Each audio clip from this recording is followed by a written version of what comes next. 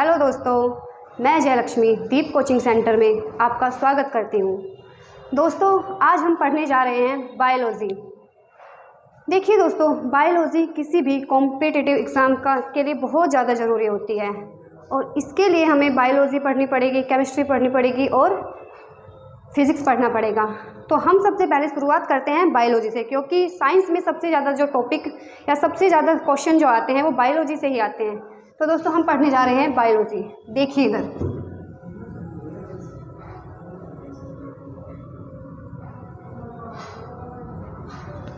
Biology क्या होता है। देखिए, बायोलॉजी दो शब्दों से मिलकर बना होता है, बायोस प्लस लॉजी। बायोस का मीनिंग क्या होता है? लिविंग्स। लिविंग्स को हम हिंदी में बोलते हैं सजीव। लॉजी का मतलब क्या होता है? टू स्टडी, अर्थात अध्ययन। तो यहाँ से बायोलॉजी की एक परिभाषा निकलती है कि study of the livings. Study of the livings क्या कहलाता है? बायोलॉजी कहलाता है। तो बायोलॉजी की एक बहुत ही सिंपल सी परिभाषा जो हमें पढ़नी है क्या है? स्टडी ऑफ द लिविंग्स क्या कहलाता है? बायोलॉजी। तो दोस्तों, हमें बायोलॉजी पढ़नी है और बायोलॉजी की क्या परिभाषा? Study of the livings he biology कहलाता है। तो बायोलॉजी में हम क्या पढ़ेंगे? सभी लिविंग्स पढ़ेंगे। अब ये लिविंग्स क्या होते हैं? इधर देखिए, एक प्रोसेस होती है किसी भी लिविंग्स के लिए, एक प्रोसेस होती है, क्या होती है? न्यूट्रिशन।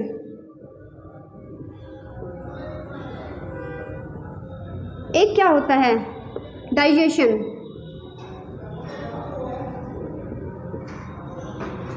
एक क्या होता है? रिप्रोडक्शन।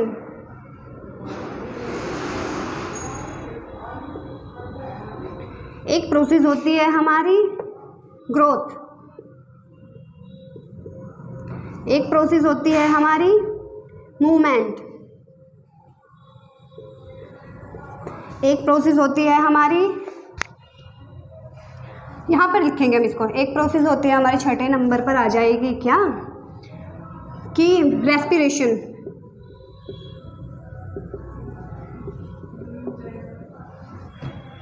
लिविंग्स किसको बोलेंगे? कि जिनमें न्यूट्रिशन, जिनमें डाइजेशन, जिनमें रिप्रोडक्शन, जिनमें ग्रोथ, जिनमें मूवमेंट, जिनमें रेस्पिरेशन, जिनमें इनमें से कोई भी 3 से 4 प्रोसेस होगी उसको हम क्या बोलेंगे? लिविंग्स। और लिविंग्स बोलेंगे तो उसको हम किस में पढ़ेंगे? बायोलॉजी के अंदर पढ़ेंगे, क्योंकि बायोलॉजी के अंदर हमें क्या पढ़ना है? लिविंग्स पढ़ने हैं। न्यूट्रिशन को बोलते हैं हिंदी में पोषण। डाइजेशन को बोलते हैं हिंदी में पाचन। रिप्रोडक्शन को हम हिंदी में बोलते हैं प्रजनन, अर्थात अपनी संख्या में वृद्धि करना। ग्रोथ यानी कि वृद्धि। हम सजीवों में क्या होती है? वृद्धि। कभी हम बचपन में छोटे थे, फिर थोड़े थोड़े धीरे धीरे ग्रोथ करते गए तो हम क्या हो गए? ऐसे ही हमारे अंदर वृद्धि हो गई और हम बड़े हो गए। मूवमेंट यानी कि चलन। हम मनुष्य सजीव हैं, हम एक स्थान से दूसरे स्थान पर जा सकते हैं, इसको ही बोलते हैं हम मूवमेंट। लेकिन जो प्लांट होते हैं वो मूवमेंट नहीं करते, वो एक स्थान से दूसरे स्थान पर स्वयं चलकर नहीं जा सकते। तो लेकिन फिर भी प्लांट में न्यूट्रिशन होता है, प्लांट में ग्रोथ होती है, प्लांट में रिप्रोडक्शन होता है, प्लांट में रेस्पिरेशन यानी कि श्वसन होता है। इसीलिए हम प्लांट को लिविंग्स में पढ़ते हैं। अब जो ये बायोलॉजी टर्म है, बायोलॉजी जो शब्द है, क्वेश्चन पूछा जाता है कि बायोलॉजी शब्द का सबसे पहले प्रयोग किसने किया? तो बायोलॉजी शब्द का जो सबसे पहले प्रयोग किया लेमार्क और ट्रेविनस ने किया। किसने? Lamarck and Treviranus. Biology term का सबसे पहले प्रयोग किसने किया? लेमार्क एंड ट्रेविनस ने किया। और दोस्तों, एक क्वेश्चन बहुत ही ज़्यादा, ये भी क्वेश्चन काफ़ी ज़्यादा पूछा जाता है तो इसको हम इम्पोर्टेंट करके लिख सकते हैं। एक क्वेश्चन बहुत ही ज़्यादा पूछा जाता है कि father of the biology, who is the father of biology? Biology के जनक या बायोलॉजी के पिता किनको कहा जाता है? तो फादर ऑफ बायोलॉजी या बायोलॉजी के जनक या बायोलॉजी के पिता हम बोलते हैं अरस्तु को। इसको इंग्लिश में एरिस्टोटल बोलते हैं और हिंदी में इसी को हम बोलते हैं अरस्तु। ठीक है दोस्तों। अब इस बायोलॉजी को हम 2 पार्ट में डिवाइड करेंगे। नंबर 1 इज बॉटनी और नंबर 2 इज जूलॉजी। एक सेकेंड।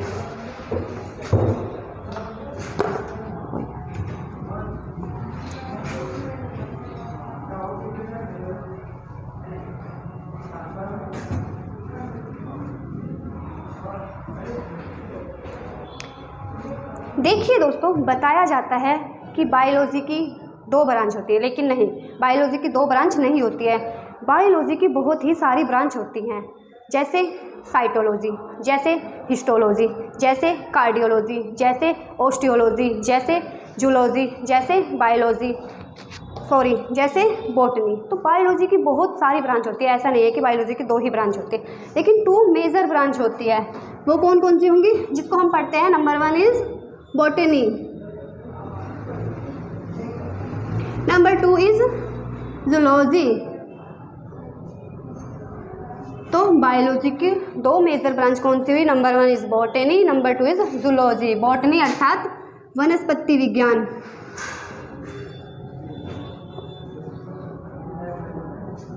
जूलॉजी मीन्स जंतु विज्ञान। तो बायोलॉजी की 2 मेन ब्रांच जो हमें पढ़नी है, जिनको हमें गहराई से पढ़ना है, वो क्या होती है? नंबर 1 इज बॉटनी और नंबर 2 इज जूलॉजी। इसमें जो 80 से 85% जो क्वेश्चन आते हैं वो आते हैं हमारे जूलॉजी से, और यहाँ से आ जाएंगे हमारे 15 से 20% क्वेश्चन। तो हमें ज़्यादा क्या पढ़ना है? जूलॉजी पढ़नी है। जूलॉजी में हमें सबसे ज़्यादा क्या पढ़ना है? ह्यूमन स्ट्रक्चर, ह्यूमन बीइंग्स, मानव जाति या मानव जाति के बारे में हमें सबसे ज़्यादा पढ़ना है, क्योंकि सबसे ज़्यादा क्वेश्चन यहीं से आते हैं। तो इसके लिए हमें सबसे ज़्यादा क्या पढ़ना पड़ेगा? जूलॉजी। जूलॉजी में भी क्या? Human beings. अब देखिए दोस्तों, सबसे पहले जूलॉजी को अध्ययन किसने किया? जूलॉजी के बारे में किसने बताया? किसने इसके बारे में खोजा? और इसके बारे में एक व्यक्ति थे जिनका नाम था क्या? अरस्तु, एरिस्टोटल। एरिस्टोटल अर्थात अरस्तु को ही हमने क्या कहा? Father of the biology. Aristotle अर्थात अरस्तु को ही हमने क्या कहा? Father of zoology. Father of zoology क्या कहा? Father of zoology. ये भी क्वेश्चन पूछा जाता है कि who is the father of zoology? इसका आंसर हो जाएगा अरस्तु अर्थात Aristotle. Father of the botany कौन होगा? थियोफ्रास्टस। थियोफ्रास्टस ये हो जाते हैं हमारे father of botany.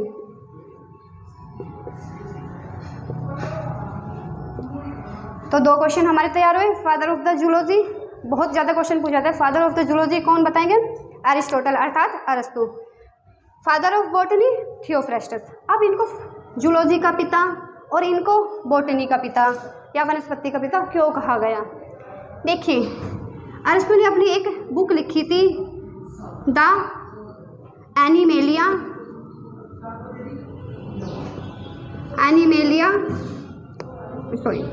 The Historica of